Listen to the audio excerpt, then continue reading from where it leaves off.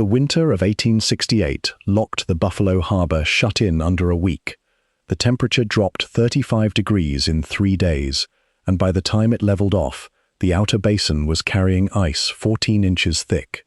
Along the commercial slip, where the water sat still and shallow against the grain elevator wharves, the ice sheet had grown to 22 inches and was adding a quarter inch every night. 19 bulk cargo schooners were tied at the inner docks, icebound and idle. 11 more were waiting at anchor outside the harbor mouth, unable to enter. Every day they sat still was a day grain did not move. Buffalo, in the 1860s, was the largest grain transshipment port in North America, moving cargo from Great Lakes vessels onto Erie Canal barges headed east. When the harbor froze, the transshipment stopped, the elevators backed up, and the loss accumulated fast enough that merchants could price it by the hour. No purpose-built icebreaker operated on the Great Lakes in this period, and the steam tugs working the harbor were not designed for heavy commercial ice work. The technology that would eventually free these ships reliably was still 2 decades away.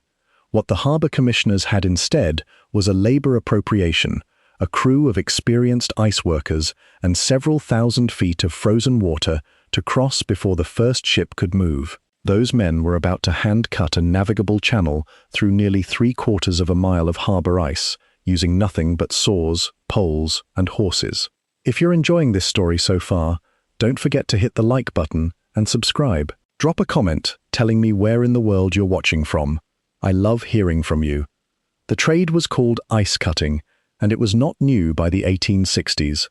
Commercial ice houses had been sending gangs onto frozen lakes and rivers since the early 1800s to harvest blocks for summer storage. Those men developed the tools and methods over generations, and the harbor commissioners borrowed from that tradition directly. What was different about cutting a navigation channel instead of harvesting ice blocks was the objective. A harvest crew took ice out in neat blocks and stacked them. A channel crew took ice out and kept it out, clearing a path wide enough and long enough for a loaded grain vessel to navigate under sail or tow, then maintaining that path as new ice formed around it every night. The channel width required for a standard Buffalo grain schooner was 40 feet minimum. The ice ran between 14 and 22 inches thick, depending on location within the harbor. The channel would run from the outer breakwater entrance to the primary grain elevator docks, a distance of roughly 3,200 feet. At 40 feet wide and 3,200 feet long, the ice volume the gang had to remove and hold clear was considerable. The crew numbered between 60 and 80 men, with a rotating support pool of 12 horses and 6 large timber bed sledges for moving cleared material off the channel margins. The primary cutting instrument was the ice saw, a 2-man crosscut saw modified for ice use, with large, widely spaced teeth, filed to an angle that cut the crystalline structure of lake ice without the blade binding in the kerf.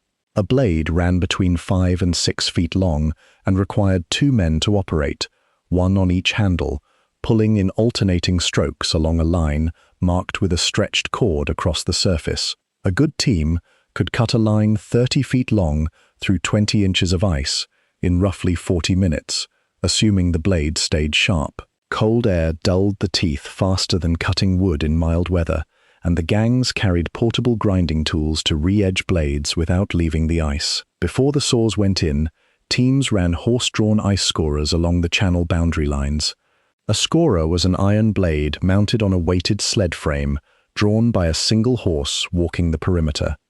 The blade grooved the ice surface about an inch deep along the cut path, giving the sawyers a precise guide and preventing the early strokes of the saw from skidding sideways before the kerf was established.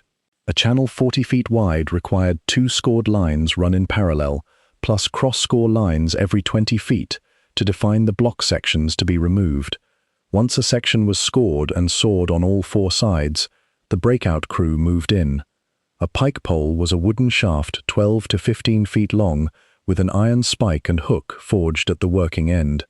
A man driving a pike down through the kerf at the block's edge and levering the handle down could begin prying the section upward from below.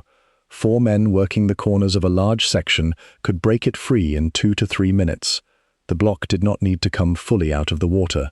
It needed only to be tipped at enough of an angle that the current running beneath the ice sheet could carry it forward under the uncut ice on either side of the channel, clearing the corridor behind it. On days when the current under the ice was moving, freed blocks traveled on their own once broken loose. On still days, horse teams attached to chains threaded through holes augured near the block's edge dragged the sections clear. The augering was done with a hand-cranked steel ice auger, 4 inches in diameter, that a practiced man could drive through 20 inches of ice in under 10 minutes. Boring the hole, threading the chain, hitching the horse and clearing the block added 8 to 12 minutes per section when the current was not doing the work. The tow operation that followed the channel opening was its own phase of the job. A grain schooner loaded to its winter draft, warped through a 40-foot corridor by horse teams on the dock line, was a structure weighing several hundred tons, moving through a space with only a few feet of clearance on either side. If the channel had narrowed, in a section where overnight ice had not been fully cleared, the vessel would contact the ice edge. A light contact at the waterline typically broke loose the outer inches of the channel wall and kept moving. A harder contact where the ice was thicker on one wall than the other could swing the bow into the opposite wall and stop the tow entirely. When a vessel stopped in the channel, the pikemen went back to work around the hull while the horse teams held tension on the tow line. Clearing a grounded bow could take an hour or 3 hours depending on how firmly the ice had the vessel set. A trained gang working this sequence, 3 scorer teams, 12 two-man saw teams, and 20 men on pike poles with 4 horse teams in reserve, could clear roughly 150 to 200 linear feet of 40-foot channel per day in good conditions. Good conditions meant temperatures cold enough to slow overnight ice formation, but not cold enough to make the iron tools brittle, daylight sufficient to see the kerf lines, and wind calm enough that freed blocks could be directed away from the cleared corridor rather than driven back into it by a gust. February at Buffalo provided those conditions on perhaps half its working days.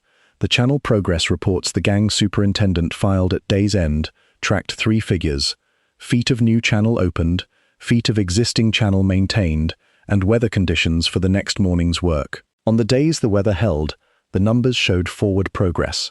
On the days it did not, they mostly showed time spent recovering ground already won. If you're hooked on this story, make sure to subscribe and turn on notifications so you never miss an upload. Your support means everything and helps me bring you more emotional stories like this one. A February morning, after overnight temperatures had dropped well below zero, added 2 to 3 inches of new ice to every surface the gang had cleared the day before. The scorer teams made their first pass over already opened ground before the saw teams could begin the new cut. On the worst mornings, maintenance work alone consumed 3 hours before forward progress could resume. The men working the channel were exposed to the weather for the entire shift. A harbor ice sheet has no shelter.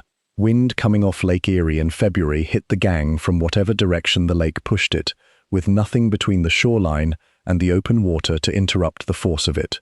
Wind chill as a measured concept did not exist in 1868. What the men on the ice understood in practice was that you kept moving, kept the saw pulling, kept the pike working, and when your hands could no longer close reliably around a tool handle, you went to the fire the support crew maintained at the channel head. A man whose hands had gone numb was a problem for his saw partner and a liability to himself. The dangers on the harbor ice were constant and specific. The sheet the gang walked and worked on was not uniform across its surface. A harbor expanse that looked solid carried weak zones where springs fed up from the harbor bottom, where the current below ran fast enough to thin the ice from beneath, and where an earlier freeze and thaw cycle had left a sheet of lesser thickness refrozen over an air gap. A man walking with a pike pole or a saw could not identify these zones by looking at the surface. He learned their approximate locations from older men who had worked the same harbor the previous winter and from their positions relative to fixed landmarks like pier heads and elevator corners. A man who broke through into harbor water in January had a short window. The gang could get a pike pole to him in under 30 seconds if they were close and watching. Water at 31 degrees did not allow the kind of time a man already tired from hours of outdoor labor needed to pull himself clear without help. A fall through in the channel corridor itself gave the rescue crew a target and room to work from solid ice on both sides. A fall through on an uncut section of harbour beyond the channel margin meant the crew had to cross ice they could not vouch for to reach the break point before the man in the water lost his grip on the pole. Frostbite worked more slowly than a fall through the ice, but claimed more men over the course of a season.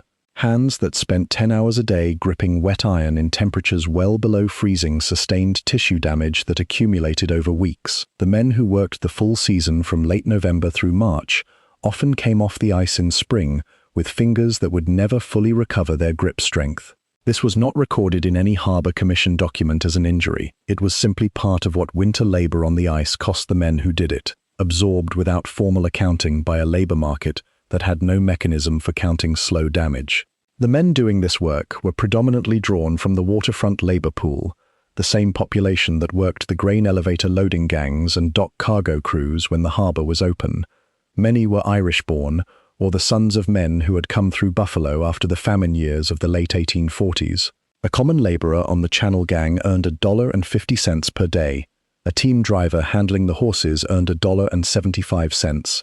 A saw team lead, responsible for keeping the blades sharp and the cut lines accurate, could earn $2.25. These were cash wages paid weekly by the Harbour Commission, with no adjustment for conditions and no compensation when a man was injured on the ice. The work continued regardless of what had happened the day before.